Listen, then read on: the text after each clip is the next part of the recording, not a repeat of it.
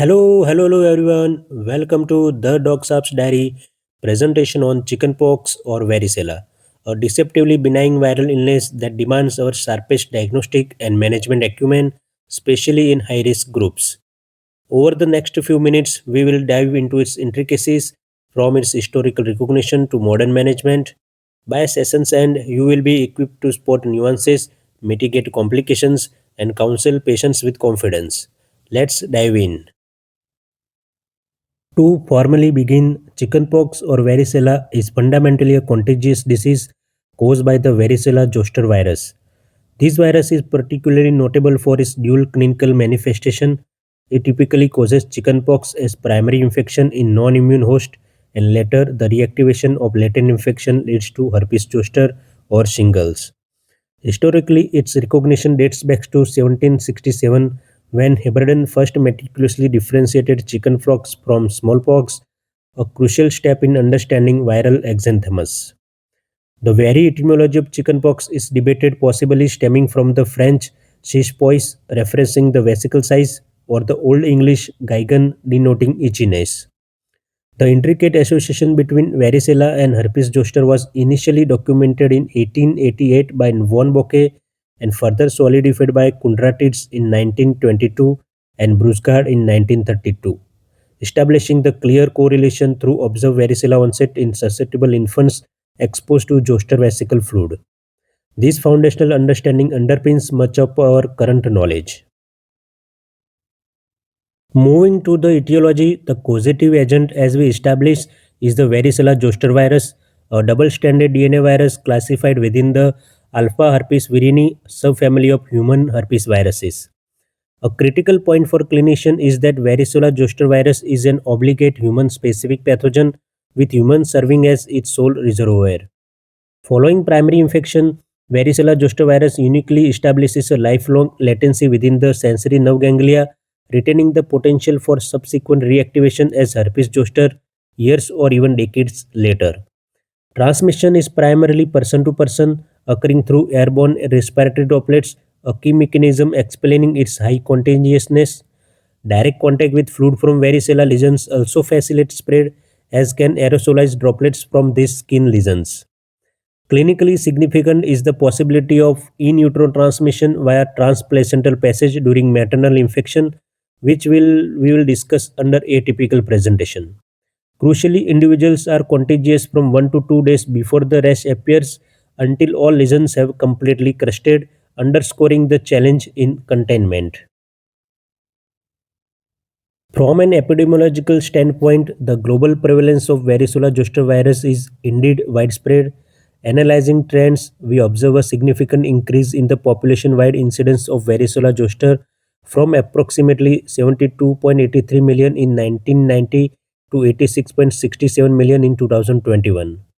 Annually, the World Health Organization estimates a staggering 140 million cases of varicella globally, which translates to 4.2 million severe complications necessitating hospitalization and 4,200 deaths. This highlights the considerable public health burden.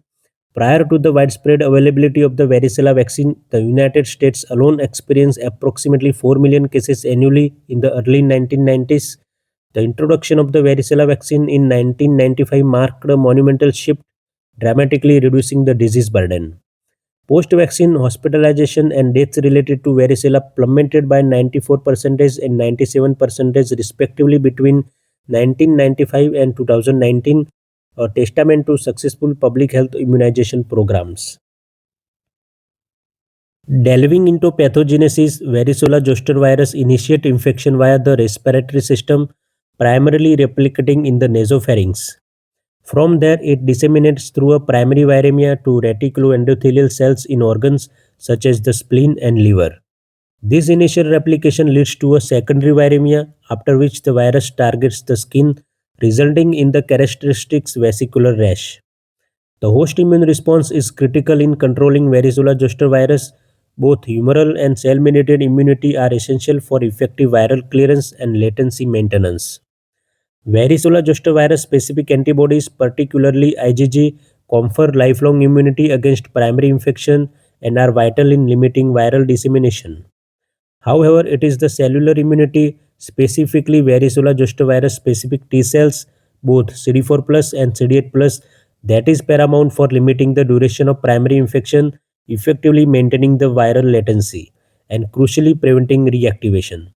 A decline in this varicella zoster virus specific cell mediated immunity, often seen with aging or immunosuppression, is the key trigger for latent varicella zoster virus reactivation, leading to herpes zoster. Varicella zoster virus is a sophisticated pathogen employing various immune evasion mechanisms to ensure its persistence.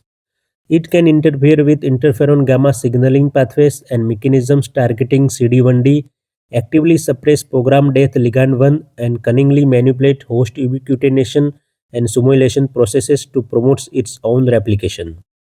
Furthermore, varicella zoster virus glycoprotein E can disrupt mitochondrial dynamics, a strategy that enhances viral infection and inhibits interferon production.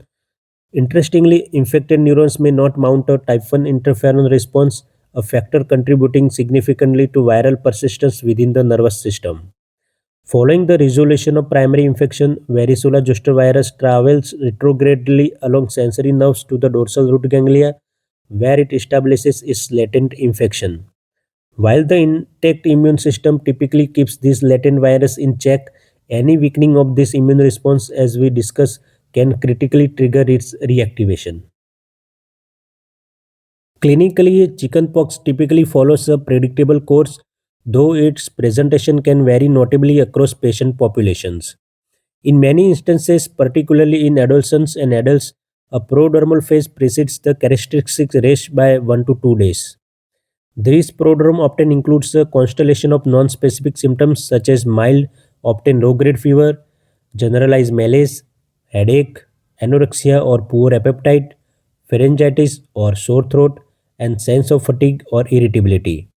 It is important to note that in otherwise healthy children, the onset of rash itself may be the initial presenting sign, with any prodromal symptoms being either subtle or entirely absent. Recognizing these early signs can be key for timely diagnosis, especially in contact tracing or early intervention scenarios. The unequivocal hallmark of chickenpox and often its diagnostic anchor is a highly pruritic rash that progresses through distinct stages, a unique feature often observed simultaneously across the body. The rash typically commences as small, red, flat spots or macules which rapidly evolve into raised bumps or papules. These lesions usually first appear on the face and trunk, subsequently spreading centrifugally to the scalp and extremities. Critically, within 12 to 24 hours, these papules transform into fragile, fluid-filled vesicles, famously described as dewdrops on the rose petal, due to their clear fluid atop on erythematous base. These vesicles are intensely itchy and may readily burst. New crops of lesions continue to erupt for 3 to 5 days, leading to the pathognomic pleomorphic rash, where macules, papules, vesicles, and crust are all synchronously present. Furthermore, vesicles can also form on mucous membranes, presenting as oral sores or aphthous ulcers, adding to patient discomfort. Following the vesicular stage, the lesions progresses with the vesicles eventually drying out, flattening and forming scabs. These scabs typically detach and fall off within 7 to 10 days, usually leaving temporary post-inflammatory discoloration but generally no permanent scarring unless secondary bacterial infection occurs or scratching is excessive. In unvaccinated individuals, the total number of lesions can be substantial, ranging from 250 to 500. A clinical correlation often observed is that the intensity of the fever frequently aligns with the overall extent and burden of the rash, offering a prognostic indicator. It is crucial for clinicians to recognize that clinical presentation can differ significantly from the classic description, particularly in specific patient groups. For vaccinated individuals who develop chickenpox known as breakthrough varicella, the disease course is typically milder. They often present with fewer than 50 skin lesions, frequently even fewer than 20. Characteristically, their rash may be maculopapular rather than vesicular, with lesions that might not be fluid-filled and appear atypical or flat. Illness duration is usually shorter and fever may be absent or low grade. Conversely, immunocompromised individuals are at a significantly higher risk for severe disseminated disease, potentially fatal outcomes. Their presentation can include broader, unusual cutaneous eruptions, sometimes hemorrhagic or purpuric lesions, indicating severe systemic involvement. Crucially, they face a higher risk of internal organ involvement, particularly affecting the lungs, liver, and central nervous system, and may experience prolonged or recurrent disease. Further atypical presentation include those seen in adults who generally experience more severe disease than children, presenting with more extensive rash, higher fever, and increased risk of complications such as pneumonia. For neonates, infants born to mothers who develop varicella within a critical window around delivery are at high risk for neonatal varicella, a severe and potentially fatal form of the disease. These infants, while developing classic vesicular lesions, are highly prone to disseminated disease involving pneumonia, hepatitis, meningoencephalitis, and coagulopathy.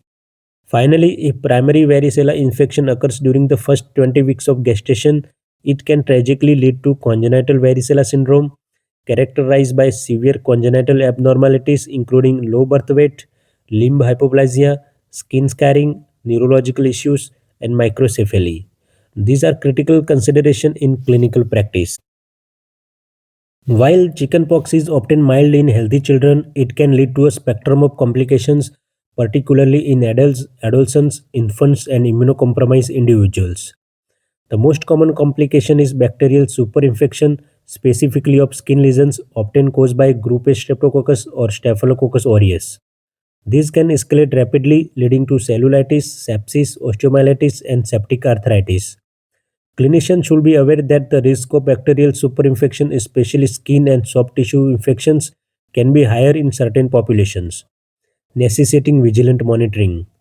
Another significant complication is pneumonia, which is more common and severe in adults, pregnant women, and immunocompromised individuals. Varicella pneumonia carries a substantial mortality risk of 10 to 30% if untreated. Diagnosis relies on clinical symptoms, radiological features like diffuse bilateral infiltrates, and laboratory tests such as varicella zoster virus specific IgM or PCR. Continuing with the complications, varicella zoster virus encephalitis is a serious neurological sequelae occurring in approximately 1 to 2 cases per 10,000 varicella cases, primarily affecting adults and infants. Patient may present with headache, fever, vomiting, seizures, and altered consciousness. Diagnosis involves detecting varicella zoster virus DNA in CSF and neuroimaging studies. While cerebral ataxia is the most common CNS manifestation, it generally carries a good prognosis. A historically significant, though now rare, complication is Reye syndrome. This very serious condition can affect children or young adults following viral illnesses like chickenpox, particularly when aspirin is used for fever management. It causes severe brain and liver problems with symptoms including persistent vomiting, drowsiness, confusion, and behavioral changes. Due to widespread recommendation against aspirin use in children with viral infections, Reye syndrome is now exceedingly rare in clinical practice. Other less common but serious complications include hepatitis, myocarditis, glomerulonephritis, and vasculitis. For a diagnosis, chickenpox is typically identified based on its characteristics clinical assessment, specifically the distinctive generalized pruritic vesicular rash and associated symptoms. However, in contemporary practice, laboratory confirmation has become increasingly vital, particularly in vaccinated individuals presenting with atypical forms of the disease or in immunocompromised patients where rapid and accurate diagnosis is paramount.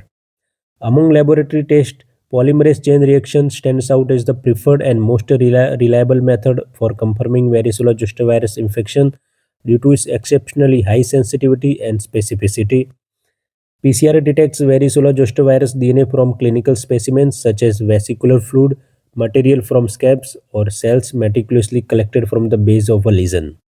These assay can provide results within hours and is crucial for definitely confirming breakthrough varicella cases. Other diagnostic modalities include serology, which involves assays designed to detect varicella zoster virus specific antibodies. IgG testing is commonly employed to ascertain past infection or vaccination status and thereby assess an individual's immunity to varicella zoster virus.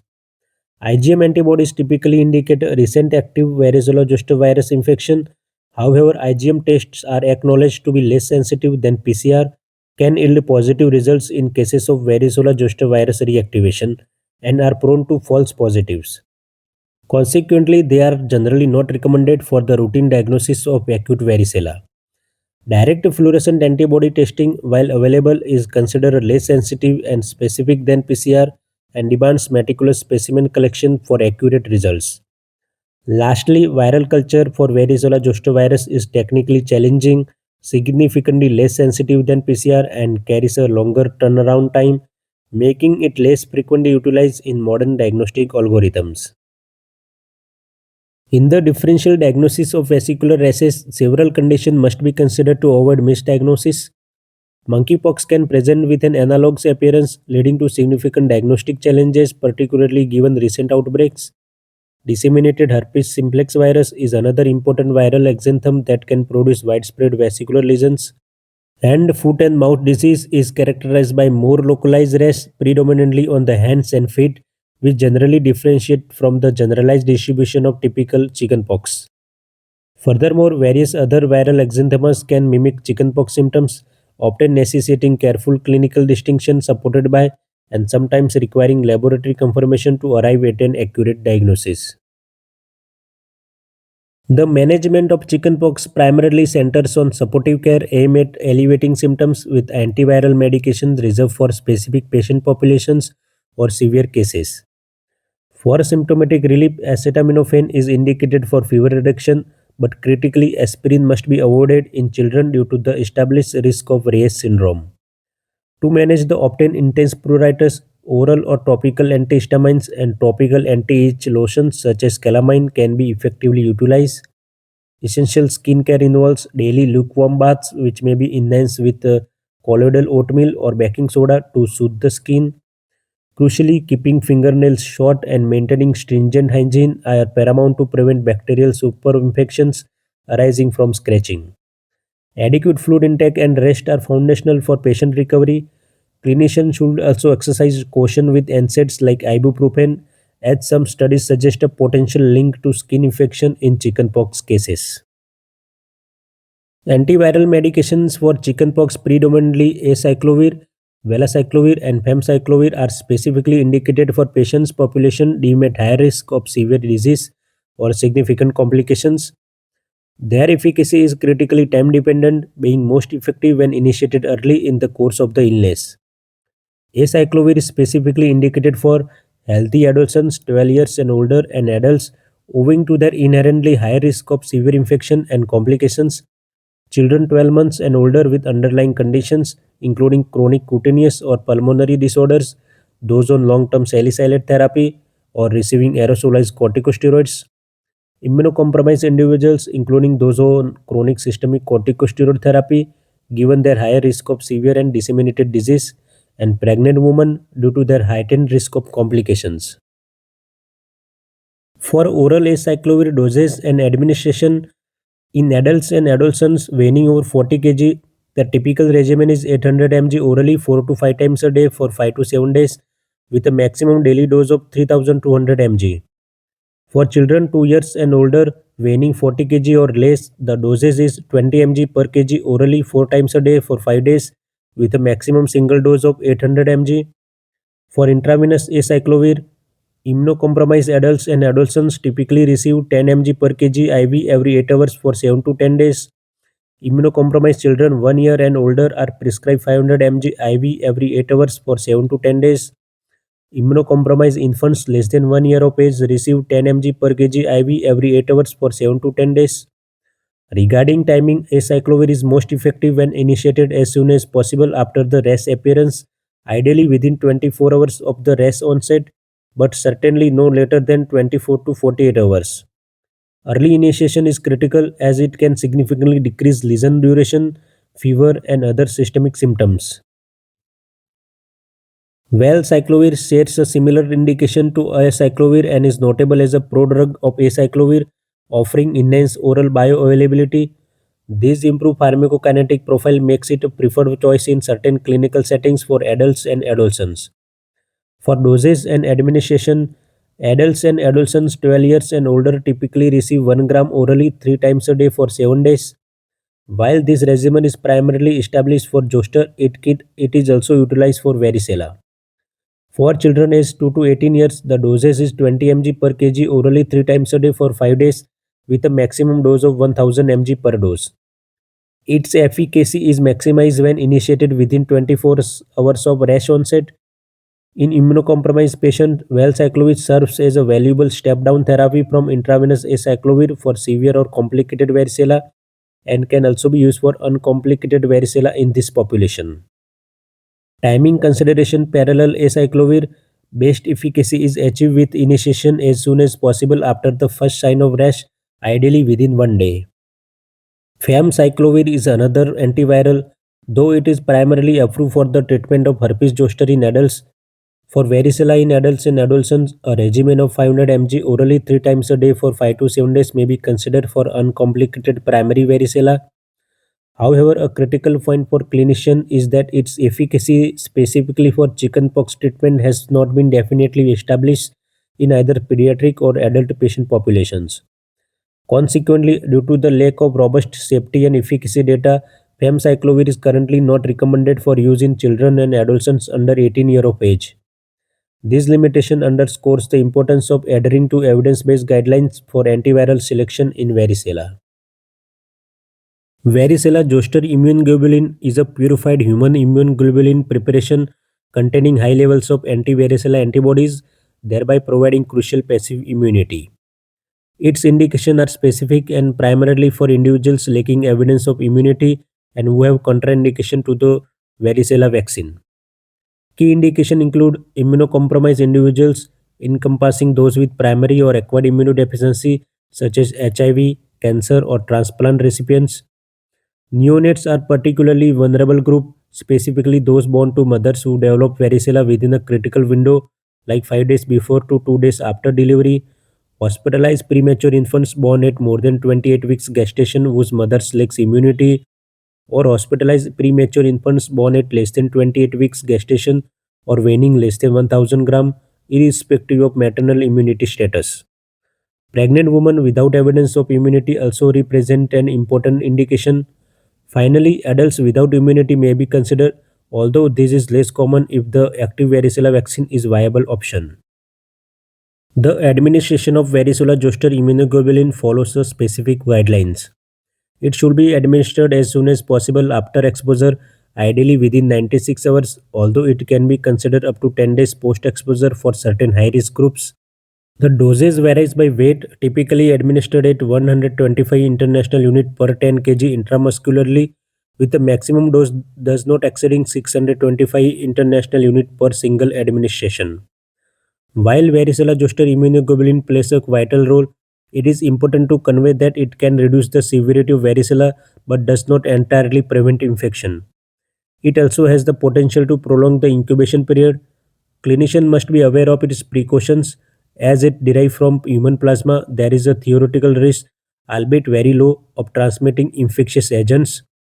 Furthermore, varicella zoster immunoglobulin is contraindicated in individuals with severe hypersensitivity to human immunoglobulin or those with IgA deficiency presenting with anti-IgA antibodies.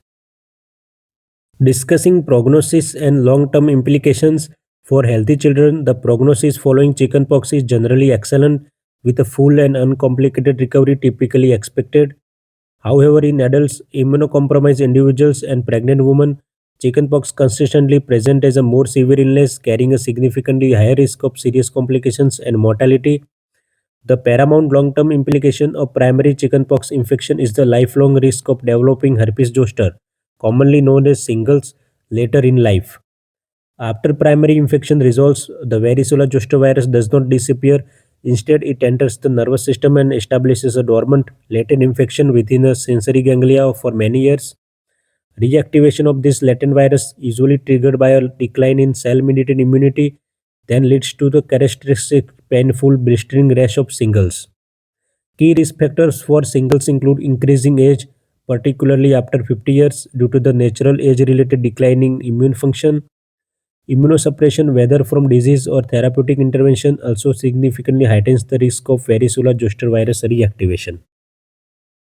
The most common and often debilitating long-term complication of single is post-herpetic neuralgia, characterized by persistent severe neuropathic pain in the dermatomal distribution of the rash even long after the skin lesions have healed.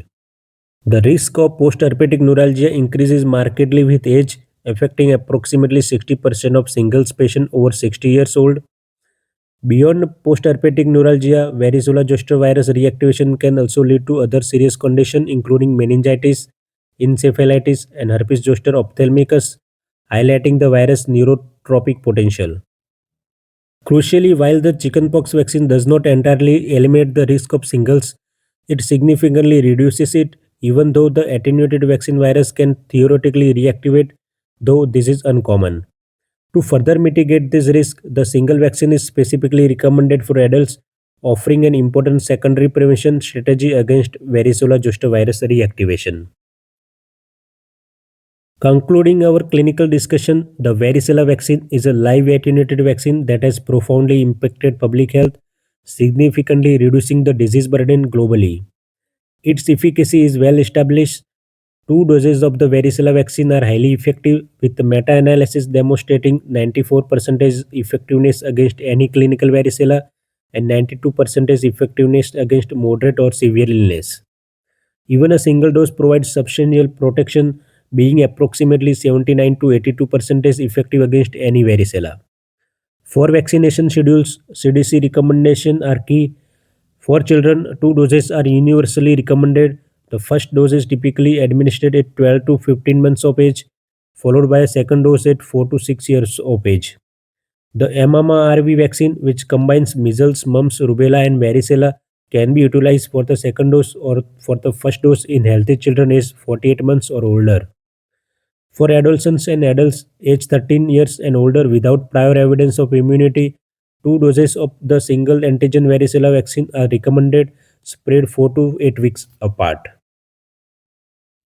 We have covered a broad spectrum of information regarding chickenpox, from its historical context and intricate pathogenesis to its diverse clinical presentation, potential complications, and effective management and prevention strategies, notably through vaccination.